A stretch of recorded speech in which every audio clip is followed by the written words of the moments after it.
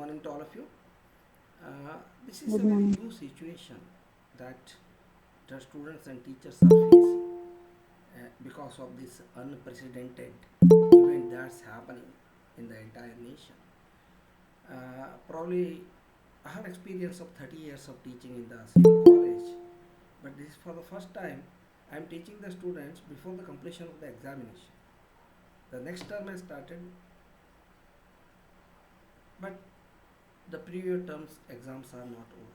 We don't know when they are going to conduct it. Of course, they will conduct it, and you just prepare yourself for the examination also, and simultaneously you have to concentrate on the present semester study also. So at least 1 year you please keep it for reading the third semester syllabus and portions that has been taught. Another very interesting, very I don't say that it's an interesting thing, but very peculiar thing that we have uh, noticed for especially this batch and the your seniors. That is, most of the time you are on online. Offline, only few months we could engage it, and that too we have concentrated more on the practicals. So mostly, most of the theory classes were done through this online coaching.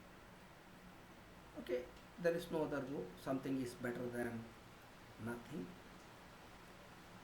But one thing before starting the class, I would like to caution you that all of you should take care of yourself, your family members, and you should not be the vector for the spreading of this disease. So you are all the educated people and you are studying the degree course. You have more responsibility. Not only protecting yourself and your family members by following the rules, regulations, and guidelines proposed by the health authorities as well as the government, you have the responsibility of spreading this message to the others, uh, especially those who are illiterate or semi-literate and other things. So this is our social responsibility of each and every student, um, to reach out to other and help them, but at the same time you have to take care of yourself and your family members. So your uh, this thing, the student force, if it is properly used to spread the awareness, certainly controlling this disease is not a big thing. So each one reach one should be our uh, aim now, and protect yourself, your family members, take care of yourself, and at the same time please concentrate on the syllabus and the portions that has been discussed. So as far as possible, try to attend all the online classes. But sometimes some students who are coming from the very remote area may have some problem, either in the connectivity problems, or sometimes because of this cyclone and the rains, there may not be some electricity. For them, what I will do is I will upload this video in the internet, and then we can access it. But one thing is, we have made it very strict that all students should uh, attend the class, in the sense either on the offline mode or on the online mode. Offline mode is, suppose by chance, by because of some um, thing which are beyond your control, if you are unable to attend the class, then you have to watch the video that has been uploaded, and so the technology has improved, the facilities are there. I can go through all those, the list of the students who are attending and those who are watching. So if someone is not attending, or even if he or she is not watching the video also in the later part, then certainly that will be viewed seriously, and their attendance will not be given, and their names will be reported to the principal that has been the instruction given by the principal, because he also received the information from the university as well as the director of college education. So that's why please make it convenient to attend the online class directly, and by means it is not possible, then you can refer this. Okay, thank you, and I once again I welcome you all for this online course, and now we can directly move on to the syllabus. All of you know the syllabus of this year, very interesting syllabus, and the information that you get in this semester is useful throughout your life. Either you may be or in any profession afterwards, even if you are a housewife, if you are an agriculturist, if you are a trader, if you are a businessman, or if you are in a variety of jobs, the basic knowledge that you get here is useful throughout your life, because you will have some idea, some information about directly about our health and all those things. So that's why I consider it is a very important thing. And the here uh, already Madam and Dr. Bhatt must have started it, Principal Sir must have started it, and for you, I will be discussing with the first topic, the cells or cytology. That is the topic I will start, and today I will start with the first topic, that is the microscopy. You may wonder why the study of microscopy is important, or what is the use of it, because however we know how to use the microscope.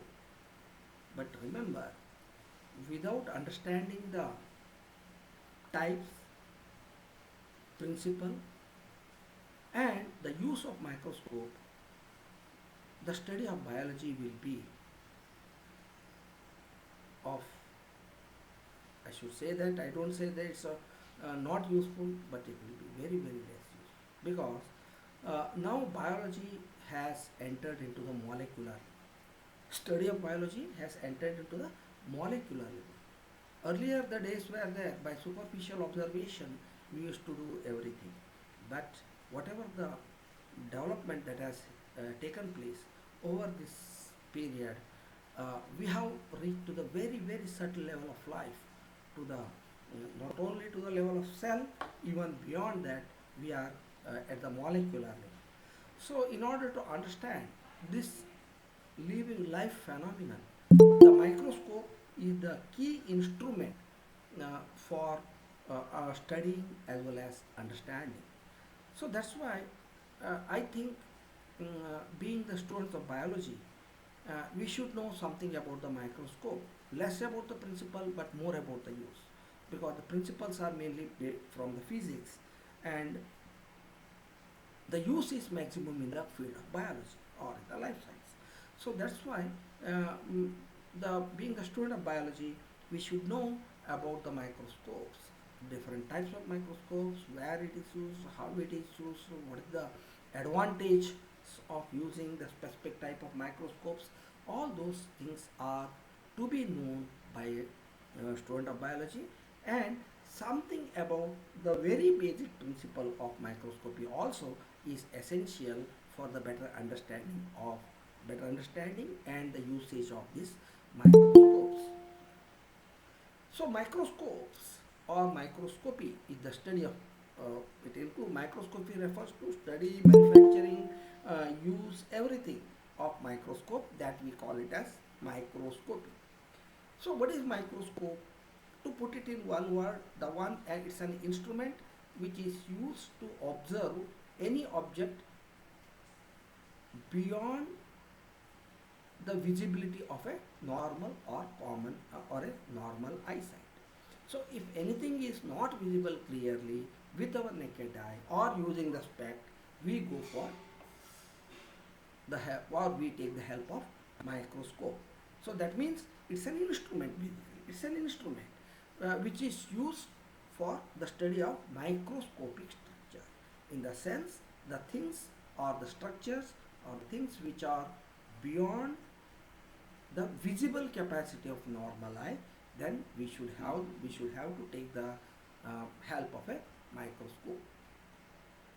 So this uh, one very important thing which I would like to correlate here is, along with the evolution of the microscope from the very primitive type of microscope to the present day highly advanced microscope. So along with the evolution of this microscope, the study of life has also evolved. In the sense, as the we get better and better developed microscopes, our study on the life has also improved a lot, and because of this development that has taken place, we are now in a much better position to understand the some of the, if not all, some of the very intricate things of life. So that's why the evolution of study of life as well as the development of this microscope, they go hand by hand. So that you can say that it's a parallel evolution, both the microscope as well as the study of living being. So all of you know the first person to design and observe is the Otto Leeuwenhoek. So this Otto Leeuwenhoek is the first person to develop this microscope, very however primitive it may be, but he is the credit should go to Otto Leeuwenhoek. For the first time, he could create an awareness among the people, among the scientific community, that the something which are beyond the capacity of the visibility of our eye also we are able to see with the help of this instrument. And first he observed single celled organism in the pond water, Otto Leeuwenhoek. And in 1655, another scientist, a biologist, Robert Hooke, used the compound microscope to observe the small thin slices of a cork, where he can observe the pores in the cork, and he called that the term cell. So the very discovery or naming of the cell is coupled with the development of a microscope. In 1655, Robert Hooke can make use of a compound microscope, and based on this observation of the cork cell, he named the very basic unit of life which we call the cells. So then see, this is the first photograph of what the Robert Hooke could observe, the cork cells and the compartments, cork slice, and he could see the compartments, and he called each compartment as a cell. So the term cell came into existence, and credit goes to Robert Hooke. Okay, now we will continue the study of cell in the later part of our discussion. Now we should first know about the microscopes. Before understanding the microscope, it is very essential to know the microscope vocabularies, or some of the terms that has been used in the description of a microscope. Why, how the microscope function, which all of us know, it magnifies the things that we want to observe, so that ultimately it is observed by our eyes only. But the very purpose of the microscope is to magnification. What is magnification? Increase an object's apparent size. It may be of few micro or milligrams, or not milligrams, even micrograms, but the microscope magnifies that manifold, and so that we can observe the things. Then each microscope has a resolution. What is this resolution? Power to show the details very clearly. Resolution of the microscope is responsible, or is depend, or how you observe the things, the clarity of the things that you observe when you look through a microscope depends upon the resolution capacity of that one. Resolving power, I will come to that resolving power later. So resolution. Resolution is important not only in microscope, even in your TV or in your mobile phone also, you set the resolution. How? Why? Why you change the resolution? You want to see the details very clearly. So that's why resolution is nothing but to show the details of any objects with more clarity or very clearly. That is what you call resolution. So that's why to observe anything, both are needed, both magnification and resolution are needed to see the clear images. What happens if one, if you are you may be having in a microscope very high magnification, but if the resolution is less, you will not be able to see. Probably you must have experienced that with magnifying glass. I hope all of you have used the magnifying glass, alva? Yes? Magnifying glass ಅಂದ್ರೆ ಗೊತ್ತಾಯ್ತಾ? ಹೇಳಿ. Hello. Yes, sir. ಅದೇ ನೀವು ನಿಮ್ಮ dissection ಬಾಕ್ಸ್ನಲ್ಲಿ ಇರುತ್ತಲ್ಲ. Hello. Many times you might have Yes, used sir. it to put fire also. The Yes, sir.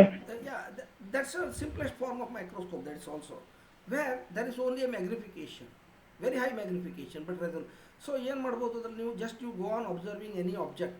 First it will appear bigger and clear, but if you want to increase the magnification, magnification increases, but you will not be able to see the object very clearly. Why? Here the magnification is there, but the resolution is not there. So that's why for the clarity of any of the things, both magnification and resolution, they are very very important. When both of them are properly synchronized, you will get a better picture or better clarity of the things you wish to observe. So then, so the basic principles depends on this. What the even any simple microscope to the most advanced electron microscope. What it does is, one is magnification, where the objects are made to appear larger than they are. They may be of 1 or 2 micrometers, but they will appear very big, so that our normal eye can observe it. Second one is resolution. Resolving power of the microscope is very very important. What is the resolving power? Ability to see closely together objects as distinct. Just think that if two things are very close, they are so close, when you observe with your naked eye, it appears as a single entity. But if you put the same thing under the microscope, you will see two things separately. Two things separately. That is, ability to see close together objects as distinct, as two distinct objects. That is known as the resolving power. That is the capacity of the microscope to show the to show closely placed objects as two separate entities.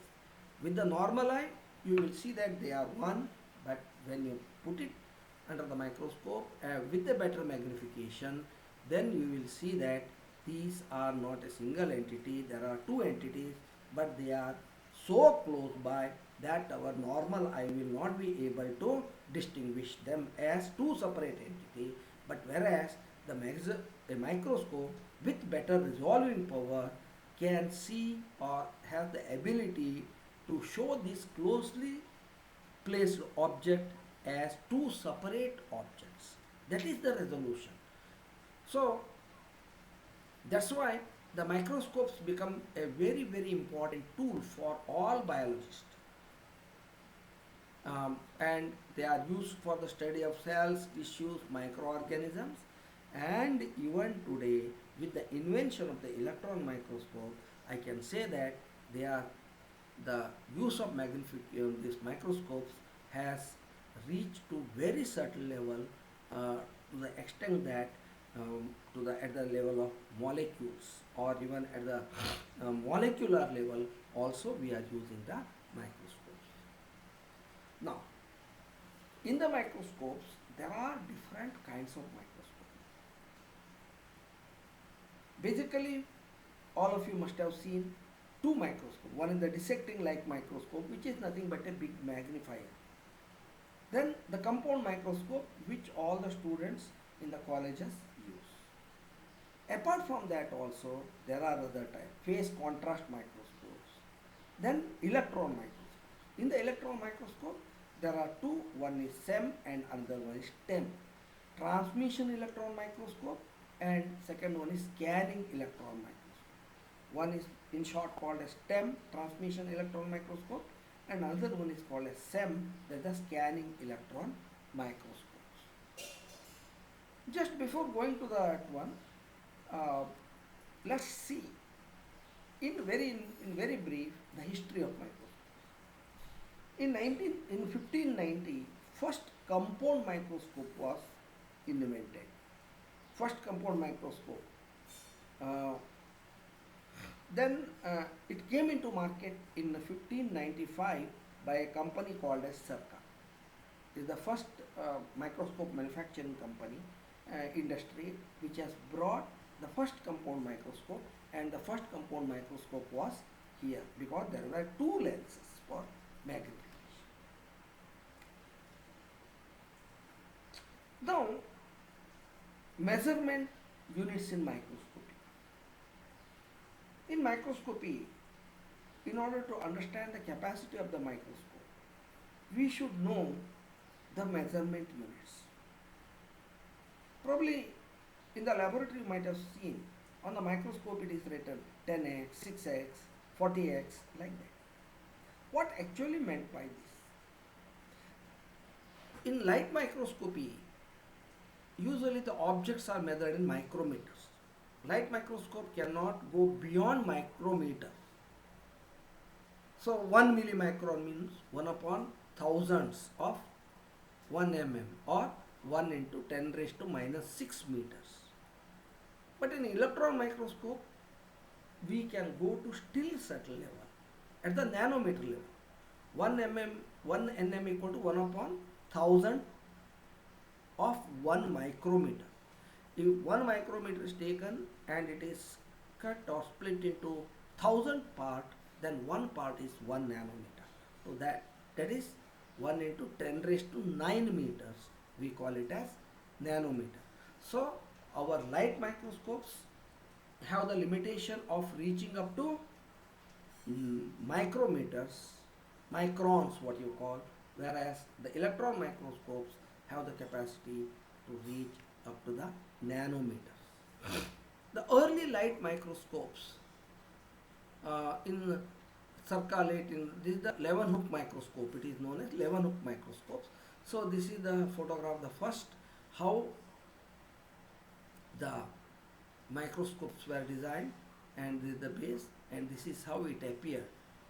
Different names, Hooke microscope, and see the very primitive time, but still then it is a milestone in the development of the or in the evolution of the microscope, I consider. I should say that the research in biology has revolutionized with the introduction of compound microscope. What are compound microscopes? Why they are called as compound microscopes? These compound microscopes are those microscopes which uses at least two lens system. If there are at least two lenses, then you call it as compound microscope. One is the objective lens and another one is the ocular lens. The microscope which you observe in the laboratory, you may have seen there are two lenses. One just above the object that you place, that you call it as object lens, and another one to your close to your eyes, that is the ocular lens. So here what happens is the object lens is known as objective lens or objective. It forms an intermediate real image of the object.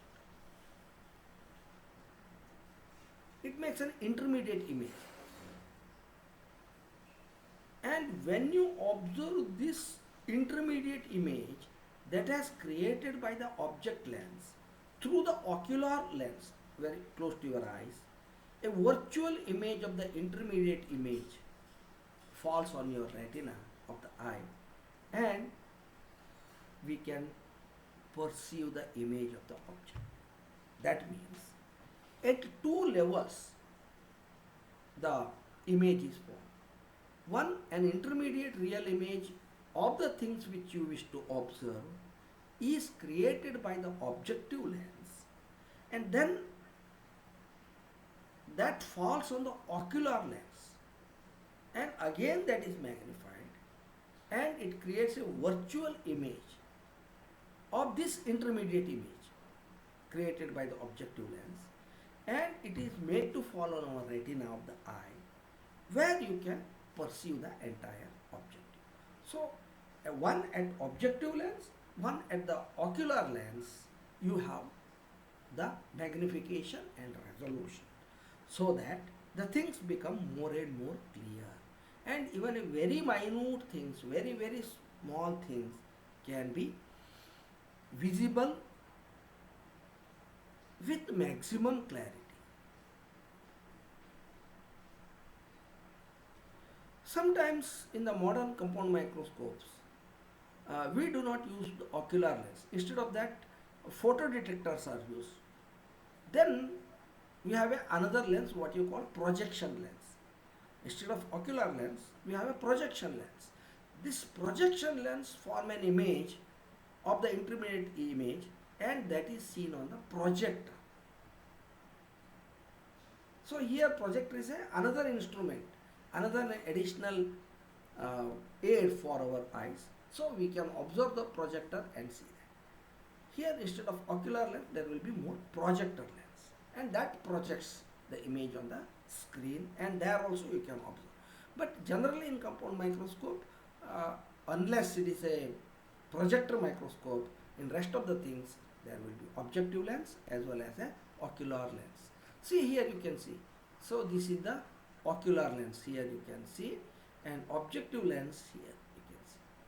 This is the image which you want to see. Objective lens can be of different capacity, 10x, 40x, you know what you call high power and low power. Low power is 10x, high power we call it as 40x, 60x, like that it may vary. So this is the objective lens. So what happens? The first the image is caught by this objective lens, and this objective lens forms an intermediate image, and this intermediate image is sensed by this ocular lens, and it sharpens the image, magnifies the image, and then when you view through this ocular lens, thus that photograph, the what you can call the intermediate image, is converted to virtual image, and that virtual image falls on your retina, and retina, our eyes can sense it. This is the principle. And in any compound microscope, you have the, you know, the parts. This is the condenser, light source, and here like the condenser. See here the condenser. This is the lever to adjust the and these are the object where you place the object, and these are the objectives, and then microscope arm and ocular lens, you can see them. So in any compound microscope, these three things are very important and essential. One is the ocular, what you call eyepiece. It provides some magnification, but more importantly, the role of the eyepiece or ocular is to focus the image at the eye. But whereas the other lens, objective, that is located on a rotating nose piece, which provide the magnification and resolving power. There may be 3, even up to 6 different types of objectives you can see, 1, 2, 3, 4, 5, 6.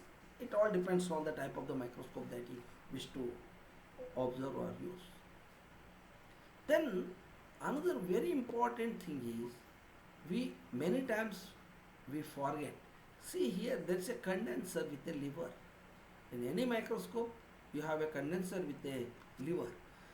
So this is under the stage. What is the function of the condenser? It has to focus the light on the specimen. Unless the light passes through the specimen, we will not be able to see. So that's why if you want to observe anything, you make very thin slides.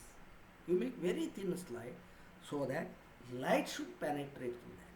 The role of the condenser is to focus the light on the specimen, so light should pass through the specimen.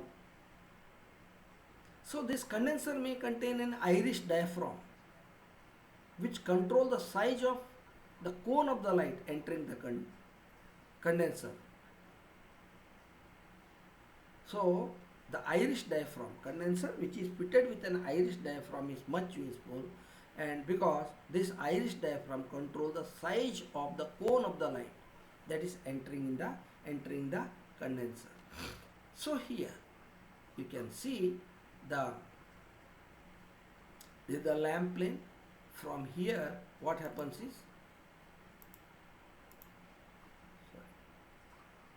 is the source of light, and this is the field diaphragm, and this field diaphragm focuses the light to the aperture of the diaphragm.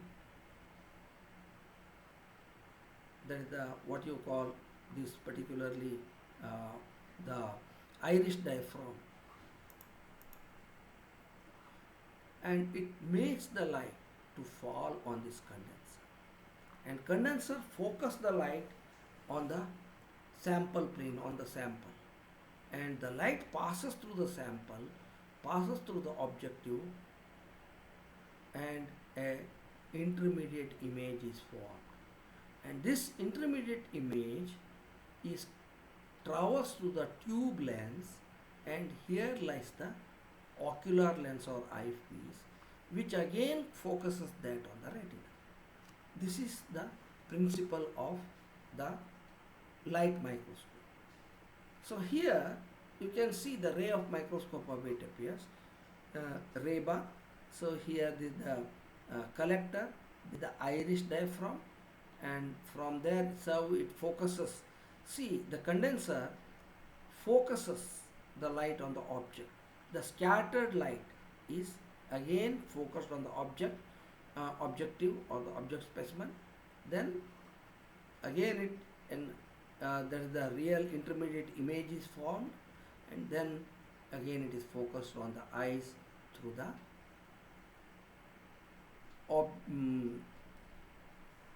ocular lens or eyepiece, what you call ocular lens or eyepiece. So this is the objective lens, probably you must have seen. 10x means so it is written like that, 10x. 10x means that magnify the object 10 times. Then 0.25, it is nothing but the numerical aperture of the objective. Higher the numerical aperture, greater is the resolving power of an objective. Higher the numerical power, greater is the resolving power. I have told you what is resolving power. Resolving power is the capacity of any instrument to show two closely placed objects as two separate entities. Suppose if you want to calculate the total magnification of the microscope, multiply the ocular magnification by the magnification of the objective you are using. For example, ocular magnification is 15x, that is the eyepiece magnification, and objective magnification is 45x. Then the total magnification is 45 into 15, that is 675x. So if the ocular magnification is 15x and objective lens magnification is 45x, then the total magnification is 675x. That means the things which you observe is magnified by 675 times, then they are really is. Then that is really is. So if the object is only 1 micrometer, if you observe that the size of the object that you have placed is only 1 micrometer, what your object is, what you see is, observing through the microscope is 675 micrometer bigger object. That means it has been magnified to the tune of 675 times. That's what, that is the total magnification. So usually in any microscope calculation is easy. If you see the magnification in any microscope, that has been engraved on both the ocular as well as the objective lens. On the ocular lens usually it is 15x, but on objective lens you have 3-4 different types of objective lens, and in each of these objective lens you can see here there's 10. That is been clearly written. Now, resolving power is equally important, because I have told you, magnification is not only the thing which helps us, more importantly, the resolving power.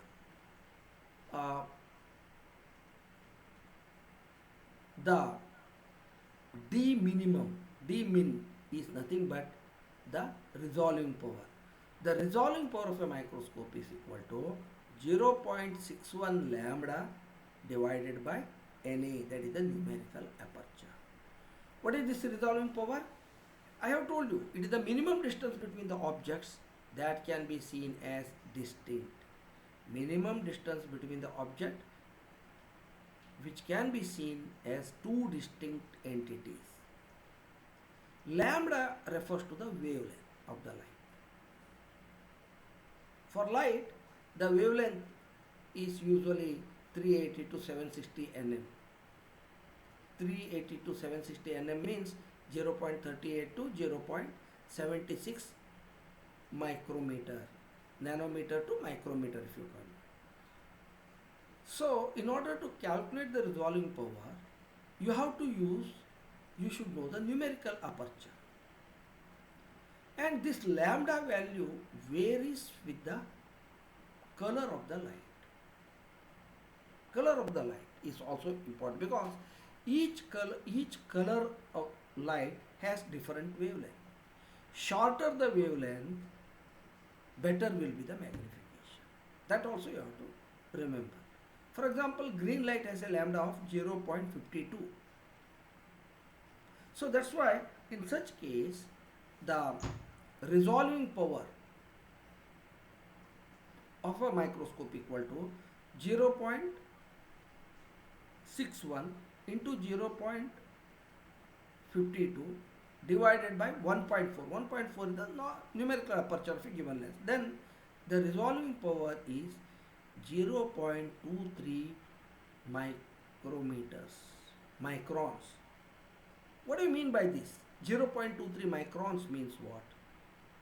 If two objects are placed at a distance of 0.23 micrograms, there are two objects which are so close that the distance is in between them is 0.23 micrograms, then your microscope will show them as two separate entity, not the single one. So suppose when you place two objects with a very small gap of 0.23 micrometer, with your naked eye it will appear as a 1. But if you observe that through the microscope, which is having a better resolving power, even if you place the two objects however close they may be, to the tune of even 0.23 micrometers, then the microscope will show you these two objects as two separate entities. Now in the microscope most of the time we use white light. White light has more wavelength, longer wavelength. So that's why shorter the wavelength, better will be this one. because uh, so suppose instead of green light, if you use white light, then the resolving power will be high. So that's why wavelength of light limits the resolving power of light microscope. Now, resolving power of the human eye is 0.2 millimeter. If you keep, if you want to distinguish two closely placed objects as two separate entities, means the distance between these two objects should be only uh, it is only 0.2 millimeter. If you keep the two objects at a distance of 0.2 millimeter, with our human eye we can say that there are two objects. Instead of 0.2 millimeter, if you place them at 1.1 millimeter, human eye will say that there is only one unit, one entity, not two entities. But in compound light microscope, generally it is 0.2 milli or 0.2 micrometers. At a distance of even 0.2 micrometer, if you place two entities, light compound microscope will tell you there are two distinct objects. But if you come to the electron microscope, I have told you it is measured in terms of nanometers. If it is about 0.2, even if you place very small objects at a distance of 0.2 nanometer, then also the electron microscope will show them as two separate entities. So that's why if you want to see the very smaller things, you should go for electron microscope. Slightly bigger one, compound light microscope, will be of much help to us.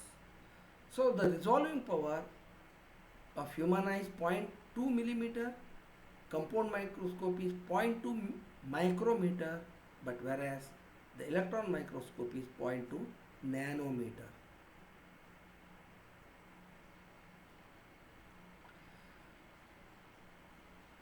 The compound light microscope can give you the maximum magnification of 1500x. That means the objects can be magnified 1500 times. But whereas electron microscopes, you can magnify the object, magnify them to the tune of 2.5 lakhs times. 2.5 lakhs time you can magnify them and observe them clearly.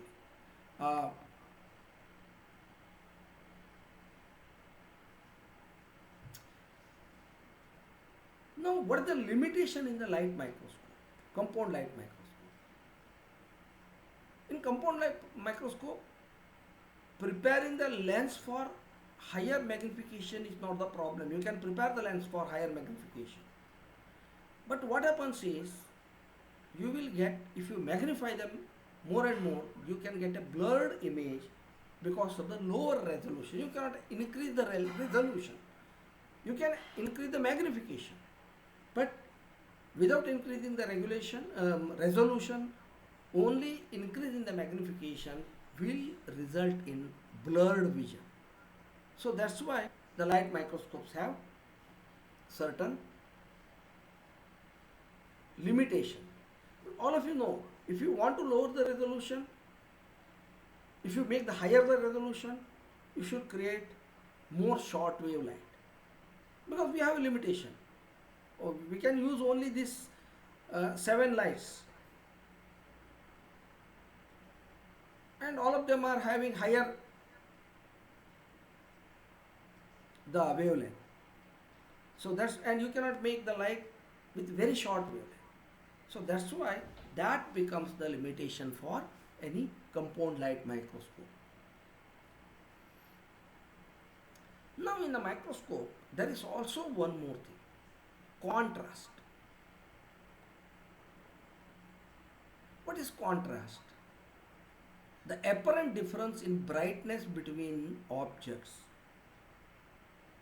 Apparent difference in brightness between the objects. Contrast everywhere, even in your TV, mobile also you have adjust the contrast, isn't it? Why? If all things which you observe is of the same brightness, then your vision will not be that much impressive. Suppose if each entity that you observe shows some differences in the brightness, then there will be clarity, more clarity. That is what you call contrast. Contrast is very, very important. Apparent difference in brightness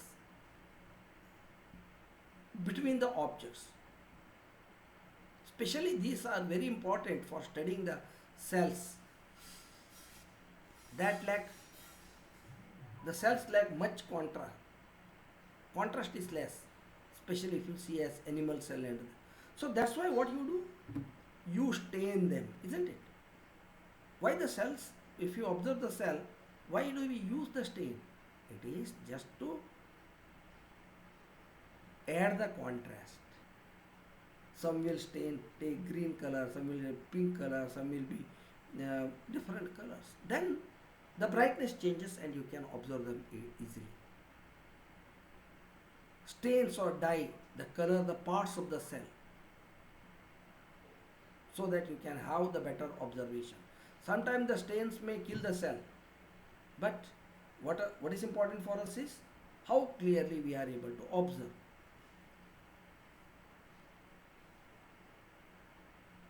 This is chemical method, but there are certain optical methods. Optics in physics has developed, and it has developed certain optical methods. Sometimes when you want to use the living cell, the iris diaphragm helps. Closing and opening the iris diaphragm, you can increase the resolution. Even in microscope, nowadays we have different types. Dark field illuminations, phase contrast microscopes, differential interference contrast. In the light microscope only we have different types where different optical methods are used to enhance the contrast. To enhance the contrast. Most simplest thing is use of on the iris diaphragm by adjusting the amount of light that is falling on the object. That's one, but it has certain limitation. You cannot. But when you close the iris diaphragm, the light entering will be low and you use some resolution. Clarity will be affected. But this is the most basic thing of increasing or enhancing the contrast. Then we have different types of dark field illumination microscopes, phase contrast microscopes, even differential interference contrast. There are different types of microscopes which focus on contrast enhancing methods. This is one photograph which has taken using the bright field image where the cells are unstained. Still then you can observe them. Here you can see different cells though it is unstained because we have used different type of optical microscope. There is a bright field microscope. Even you can have the bright field images if you stain them and use bright field, then also there will be more contrast. There will be more clarity. See here, we have three different types of photographs. This is the photograph taken by bright field. This is the one taken by phase contrast, and third one is DIC method. See the images with different contrast. About this and different types of microscopic techniques in the light microscopy, where I will take it in the next class. ಏನು ಕಾಣ್ತಾ ಇತ್ತಾ? Hello, Yes, sir. ಕೇಳ್ತಾನು ಇತ್ತಾ? Have you ಹೌದು understood? Sir. Hello, ಏನು ಅರ್ಥ ಆಗಿದೆಯಾ? ಹೇಳಿದ್ ಗೊತ್ತಾಗಿದೆಯಾ? Yes, sir. Okay. Yes, sir. ಇದು Today evening or tomorrow, I will send you a write up about this microscope. Then Okay, sir. I will post this Okay. also in the YouTube, and I will try to send the link by yeah, of course, by today evening. First I have to upload and this thing. Yeah, any doubt? Anything you wish to ask? Now it is open for discussion. If you want any query, if you want to know anything, or if you have not understood anything in between, please please feel free to ask me. One at a time you can call me. ಏನಾದರೂ doubt ಇದೆಯಾ? Sneha, Meghashree, No, sir. ಏನು ಇದಾಗಲಿಲ್ಲ ಎಲ್ಲ? So it is comfortable for you. Poorvika, Ah. Prajwal, Muskan. Okay, then we will meet tomorrow. Okay, tomorrow 9:30 we have geology class. No, hope so, and we will meet tomorrow. And thank you for attending. Even if you have any doubt, you can ask me tomorrow. Thank you for attending.